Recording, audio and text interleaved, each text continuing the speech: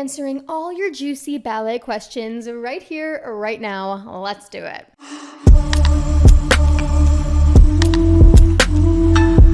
All right, so this is the second ballet Q&A that I'm doing here on this channel. Hi, nice to meet you. My name is Gavilla. I used to be a professional ballet dancer, and then I stopped dancing, and that's kind of my thing. Ding. Now I'm a social media manager and a content creator, and I absolutely love what I do, but I also love answering your questions about ballet because it was a huge part of my life, and I know that a lot of people are very intrigued by it.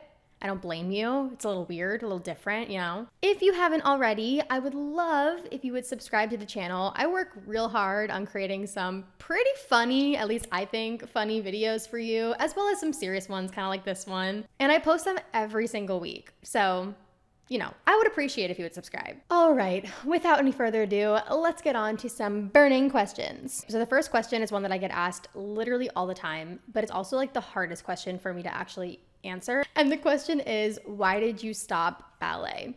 So in case you haven't watched my video yet, I'll put it in the description. I walk through my entire ballet journey, you know, how I became a professional dancer, and then also kind of a little bit into why I left. I never really made a full video on why I quit ballet, although I probably should because I get this question asked so often. But the short answer here is that ballet is really, really difficult. If you're watching this and you're a dancer, you know exactly what I'm talking about. It's a very difficult career physically. I had a lot of injuries, but it's also difficult mentally when it comes to the body standard, comparing yourself constantly. It can become really, really difficult to do that every single day. And I never want to say that every single dancer goes through that because that's not the case. But in my case, I certainly struggled quite a bit with my mental health and just with that perfectionism and comparison and my body image. And so that ultimately was a lot of the reason why I ended up leaving. I mean, if you want the real answer, it's because I got injured, which I did. I sprained my ankle pretty bad. It actually swelled up to the size of like a tennis ball. But to be honest, for the previous year before that happened, I really was debating it. I just kind of needed that like excuse to actually leave, you know, and that was my ankle swelling up. So yeah, I left officially in December of 2020. It was right after we did Nutcracker with Alabama Ballet. I was injured at one of our Nutcracker rehearsals, so I got to do, I think, a couple of shows of Nutcracker. I forget. But then I did stop. However, I did go back to ballet a year after that. I took off an entire year, and then I went back into a show last minute to do Sugar Plum, Balanchine's Sugar Plum variation. That was interesting after a whole year off, but, you know, that's a story for another day. Actually, related to that story, we have another question. Do you ever see yourself dancing again in the future? Even though I quit dancing, I never really stopped. Well, I stopped doing it professionally, but there were opportunities that I had to continue dancing after I quit.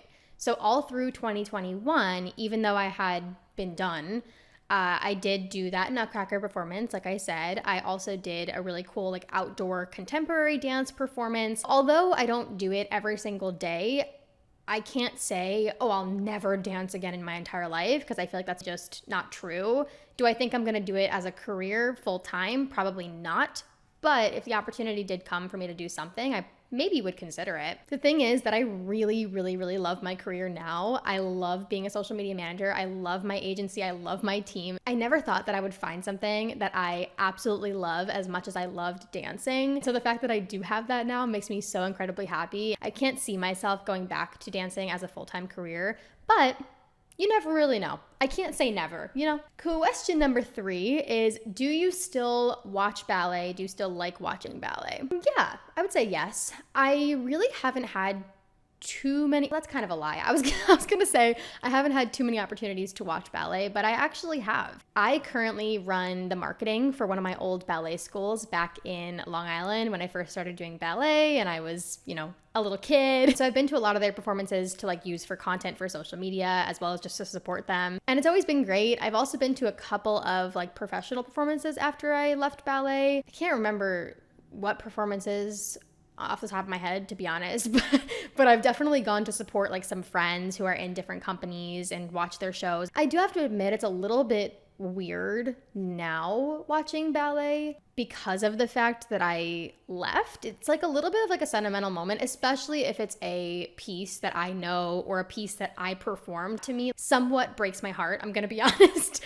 But it's interesting because I feel like I have developed a new love for ballet, like a different love where like I can go to a performance and purely appreciate it rather than like comparing myself to the artist. I feel like there's always that little piece in you while you're dancing that like just compares like, oh, I wish I could do that, you know, that I'm seeing her do on stage.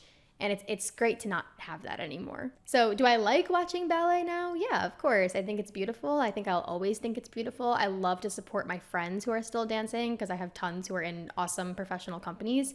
Is it my favorite thing to do? Probably not. Like, I'm not watching ballet on my free time. It's not necessarily something that I go out of my way to do, but I do like going to performances with friends or to see friends, things like that. All right, let's get off of the ballet questions for just a second and answer this one, which is, were you ever scared to post on social media? So as you might know, my entire life is on social media, literally. Not only do I have this channel and my Instagram, my TikTok that you might have seen where I post a bunch of ballet stuff, silly videos, but I also have my whole business is online. Because I'm a social media manager, I literally am on social media 24/7. Basically what I do is I help other business owners to create content for their business and promote their stuff and all that sort of stuff.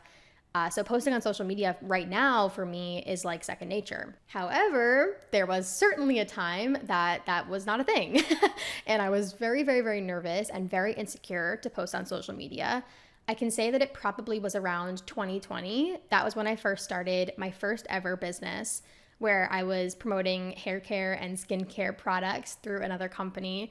And as much as I loved doing it, I was so nervous because every single time that I would post like an influencer, I always had a friend like making fun of me or, you know, just being silly and like typical teenager stuff. But it kind of made me feel insecure and I was like, should I really be doing this? But I kind of just kept going. You know what really helped me was finding a community of other people who are doing similar things, like other business owners, other influencers. Because when you surround yourself with people who are doing the thing that you're like insecure about, it makes it a lot easier to do it. You don't feel so insecure because you're surrounding yourself with a bunch of other people who do the same thing.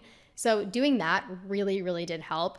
But I have to say 100% there was a time where I was so nervous to post on social media. I was constantly worried about what other people would think about me. But I do have to say that I'm really grateful that I didn't stop because it led me to where I am today. If any of you are ever worried about, you know, posting or showing up like an influencer and looking silly and you're insecure about it, I just want to say, literally don't be. In this day and age, everybody is posting on social media. Everybody is trying to start an online business or make money from their phone or, you know, post content, like whatever. It's not weird anymore. It's really not. And if you have friends that are making fun of you or that are saying things about it, maybe they're not the best people to be around right now.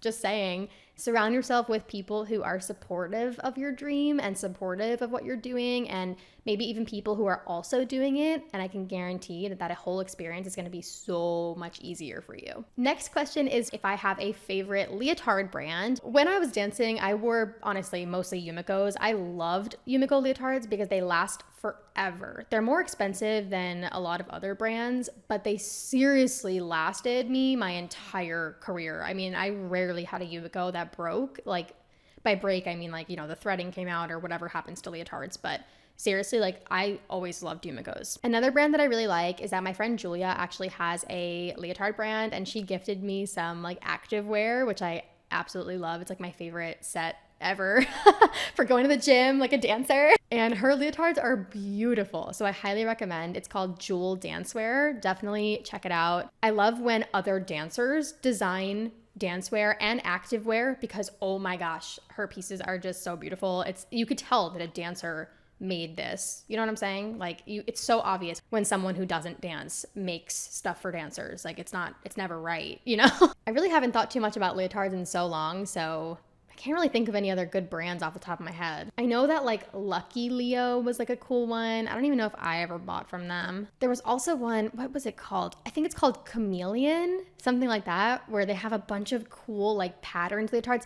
These are, okay, let me just break it down really quickly. I need to take a step back. A lot of these are going to be for not necessarily students. If you're a student, a lot of times you have to wear like black or a solid color. Like the chameleon leotards, I know that they have a lot of cool leotards, but they're all like patterned and they're all like different, I'm pretty sure. And I loved those. I mean, those were so fun and so cute, but they're definitely like fun leotards, like for professional dancers, not like students, you know? Once I got to the professional level and I could wear like fun leotards, that just made me so happy, because you spend so long as a student wearing, you know, black leotards every day or solid color or whatever your school does. And then you get to finally like embrace yourself and it's like, the best feeling ever. Let me know in the comments if you can relate to that. Next question is a little bit more personal. It's how much do you love Texas on a scale from 0 to 100? First of all, that is a very big scale, but okay. I really, really like being in Austin. I think Austin is such a cool city. Personally, I love it a lot more than living in New York City. And I always say this, everybody always asks, like when I meet people around here or like drive in Ubers or whatever, people ask like, why did you move to Austin? And it's always funny because like I work from home, so I really had the opportunity to move wherever I wanted to, and I chose Austin. And a lot of the reason was mainly because of the fact that New York is so expensive and you don't really get much. You know, we pay less here than we paid in New York, yet our apartment is so much nicer and we have real amenities and we have a washer dryer in our unit, which you do not get in New York, and we have a dishwasher and an elevator. Like all these things are not really things that you get in New York. So as much as I love New York City, I definitely love Austin more. It's so hard to put it on a scale of 0 to 100. Out of all the places I've lived, this is probably my favorite. So I would say at least 80. I love it here. I think it's great. But I've also lived here only a couple months, so you never know. Okay, this is the last question that I'm gonna answer, and it is, what do you miss most about being a professional ballet dancer? You're getting me in my feels today, aren't you? I would say that the thing I probably miss most, that's such a hard question for me to answer. I would say that it's probably the feeling of being on stage. Now, the thing is that what I do now, I still get to kind of perform in a way because I get to create so much content with my social media management agency, and I also get to do live trainings for our students, which is really cool. And so to me, that's kind of like being on a stage. It's just kind of on Zoom, which is a little different. But that feeling of being on stage is definitely something that I miss. I loved being on stage. I was never someone who got super nervous. If anything, I would call it nerve-sighted, which is the mix of nervous and excited. It's like that excited feeling where like you're like, I can't wait to do this. Like that's always how I felt. And so I'm looking forward to having that again. Really, one of my goals for probably next year is to speak on a stage. I have always wanted to speak on a stage ever since I left ballet and left that feeling of being on stage. My goal was like, okay, the next step here is to speak on a stage. Public speaking is not something that I was always comfortable with, like at all, literally at all. And still the idea of standing on a stage and like speaking seems kind of scary. But through my years of doing this, of talking to the camera and doing Zoom webinars by myself and with other people, and, you know, I've gotten a lot more comfortable speaking, and that's definitely the next thing that I want to do is speak on a stage for sure. Definitely another part that I miss is like the community aspect of being a professional dancer. I mean, don't get me wrong, there's always so much ridiculous drama within a ballet company that's not even funny. But I do miss that feeling of going into the studio every day on a routine. And then the last thing that I would say, I always feel like my ballet career, people think it's a lot more interesting than the career that I have now, even though I absolutely love what I do. I really do. I love being a social media manager. I love being able to create content and helping other people. It's like my dream, literally.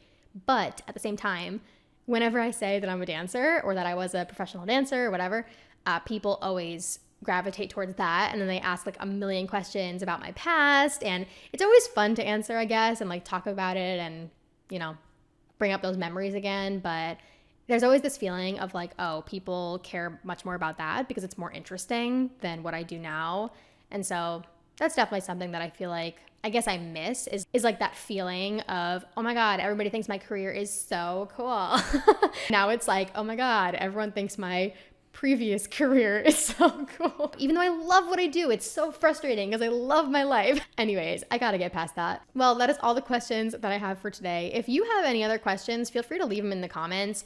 I absolutely love hearing from you because it helps me to create different content ideas. And then I also use the questions that you asked previously or that you asked me on Instagram in these videos as well. Thank you so much for watching the video. I really hope you enjoyed it. If you did, make sure to give it a thumbs up so that I know to create some more Q&As just like this one. And if you're not already, please, please, please, I beg of you to subscribe. It really means so much to me and it keeps this channel afloat, allows me to make more videos like this. So if you want to see more, then make sure you're subscribed. I hope to see you in the next video. Bye.